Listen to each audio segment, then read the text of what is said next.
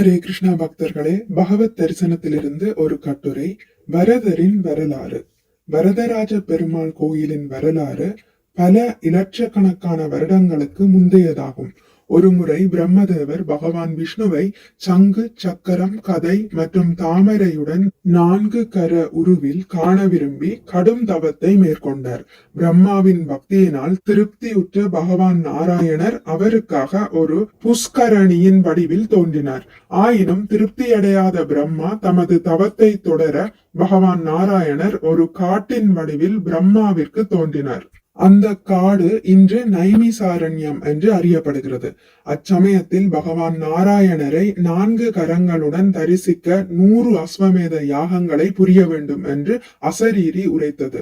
100 அஸ்வமேத யாகங்களை செய்வதன் சிரமத்தை எண்ணி பிரம்மதேவர் வருந்திய போது, காஞ்சியில் செய்யப்படும் ஓர் அஸ்வமேத யாகம் 100 அஸ்வமேத யாகத்திற்கு சமமானது என்பதை அறிந்து காஞ்சியில் யாகத்தை நிகழ்த்தினார்.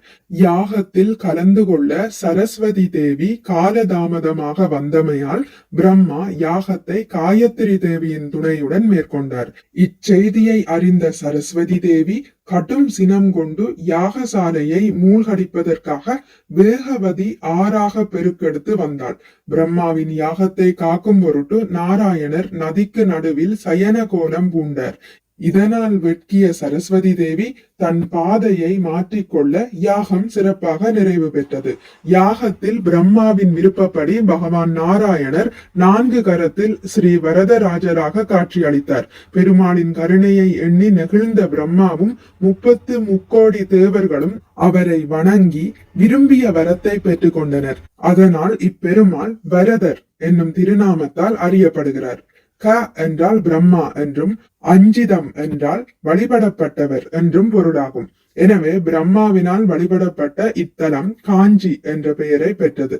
பிரம்மதேவர் இன்றும் சித்திரை மாத பௌர்ணமி அன்று நள்ளிரவில் வரதரை தரிசிக்க வருவதாக கூறப்படுகிறது. இக்கோயிலில் உள்ள அழகிய யோக நரசிம்மரின் சன்னதியே இங்கு முதலில் கட்டப்பட்ட சன்னதியாகும். அத்தி வரதரின் வரலாறு. கிருத யுகத்தில் பிரம்மா தரிசித்த பகவான் நாராயணரை பிரம்மாவினுடைய அறிவுறுத்தலின் பேரில் தேவலோக சிற்பியான விஸ்வகர்மா அத்தி மரத்தை கொண்டு ஒரு திருவிக்கிரகமாக வடித்தார். அவரே இக்கோயிலில் மூல விக்கிரகமாக 16ஆம் நூற்றாண்டு வரை வழிபடப்பட்டு வந்தார். இஸ்லாமிய ஆக்கிரமிப்பின் போது வரதரை ஒரு பாதுகாப்பான இடத்தில் வைப்பதற்கு முடிவு செய்யப்பட்டு கோயிலுக்குள் இருந்த புஷ்கரணிக்கு உள்ளே வரதர் மறைத்து வைக்கப்பட்டார். வரதர் எங்கு வைக்கப்பட்டுள்ளார் என்பதை கோயிலின் தர்மகர்த்தா குடும்பத்தை சார்ந்த 2 சகோதரர்கள் மட்டுமே அறிந்திருந்தனர். 40 வருடங்கள் கோயிலில் விக்கிரகம் இல்லாமல் பூஜை ஏதும் நிகழாமல் கழிந்தன. தர்மகர்த்தா சகோதரர்களும் மரணமடைய அவரது மகன்கள் 40 வருடங்களுக்கும் மேலாக விக்கிரகத்தை எல்லா இடங்களிலும் தேடினர்.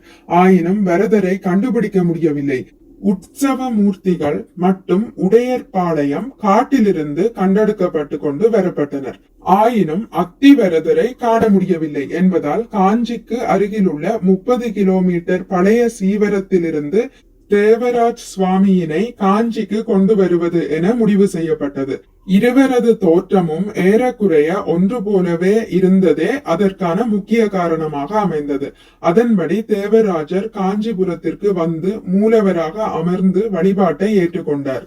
1709 ஏதோ காரணத்திற்காக கோயில் குளத்தில் இருந்த நீரை முற்றிலுமாக வெளியேற்றிய தருணத்தில் அங்கு அத்திவரதர் இருப்பது கண்டறியப்பட்டது.